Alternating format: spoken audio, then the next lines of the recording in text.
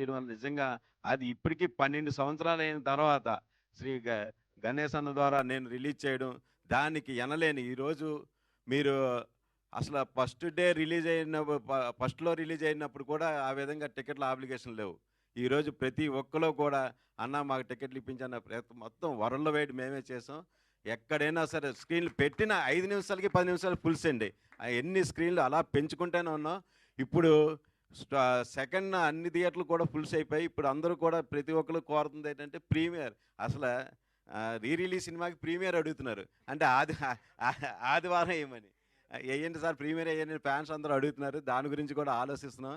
నిజంగా మనస్ఫూర్తిగా మరొక్కసారి అన్నకి, హరీష్ శంకర్ గారికి, రైటర్ గారు అందరికీ కూడా కృతజ్ఞతలు ఇస్తాను. Thank you. నా ఫ్యాన్స్ చాలా రోజుల నుంచి ఏదైతే కోరుకుంటున్నావో అది ఇవ్వబోతున్నావు నువ్వు. ఈ సినిమా నువ్వు ఊహించిన సక్సెస్ అవుతుంది. ఈ సినిమా తర్వాత చాలా జాగ్రత్తగా ఉండు. నువ్వు మామూలుగా చాలా స్పీడ్గా ఉంటావు, బట్ అలాగే స్పీడ్గా ఉంటే ఈ సినిమా ద్వారా నువ్వు స్పీడ్గా ఉన్నావని నేను అపార్థం చేసుకునే అవకాశాలు చాలా ఉంటుంది. కాబట్టి నీ స్పీడ్ తగ్గించి చాలా జాగ్రత్తగా ఉండు.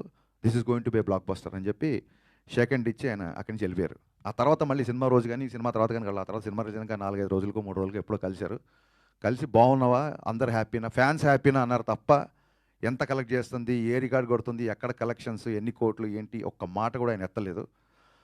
ఇప్పుడు ఇందాక మా సత్యనారాయణ గారు చెప్పినట్టు ఇంతకుముందు ఆయన ఆటోగ్రాఫ్ ఒక ఒక అభిమానికి ఆనందాన్ని ఇచ్చేది. ఇప్పుడు ఆటోగ్రాఫ్కి ఒక పవర్ ఉంది, ఆ సంతకానికి ఒక విలువ ఉంది. ఆ సంతకం కొంతమందికి కేవలం ఆనందమే కాదు, కొన్ని జీవితాలు మార్చబోతుంది, కొంతమందికి జీవనోపాధి క్రియేట్ చేస్తుంది.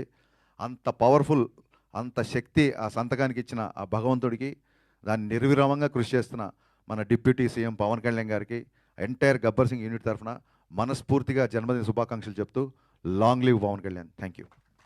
సూపర్. నాకు తెలుసు పవన్ కళ్యాణ్ గారు.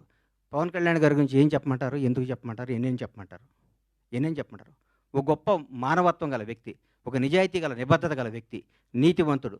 తన కోసమే కాదు, తన బిడ్డల కోసమే కాదు, తన బిడ్డల కోసం, తన కుటుంబం కోసం అంటే సంవత్సరానికి ఒక సినిమా చేసుకుంటూ ఎవరిని కలపకుండా 6 నెలలు ఇక్కడ, 6 నెలలు ఫారిన్లో, 6 నెలలు జనానికి కనపడకుండా నెలకు 10 రోజులు షూటింగ్ చేసుకుంటూ సంవత్సరానికి భారతదేశంలో ఏ నటుడు పొందనంత అత్యధిక రెమ్యునేషన్ పొంది కూడా హాయిగా బతకగల కెపాసిటీ ఉన్న పవన్ కళ్యాణ్ ఈరోజు జనం కోసం కుటుంబాన్ని వదిలేసి, పిల్లల్ని వదిలేసి, తన సుఖాలను వదిలేసి, అన్నీ వదిలేసి అహర్నిశలు పోరాడి 10 సంవత్సరాలు, దాదాపు 10 సంవత్సరాల పాటు, 10-12 సంవత్సరాల పాటు ప్రజల కోసం పోరాడి ఈరోజు ఒక స్థాయిలో ఉన్నారు. నేను పూర్తి స్థాయిలో ఉన్నాను నేను చెప్పను, ఎందుకంటే నేను ఆయన ఎక్కడో ఊహించుకున్నాను. అది అవుద్ది, ఆయన రోజు నేను మాట్లాడతాను.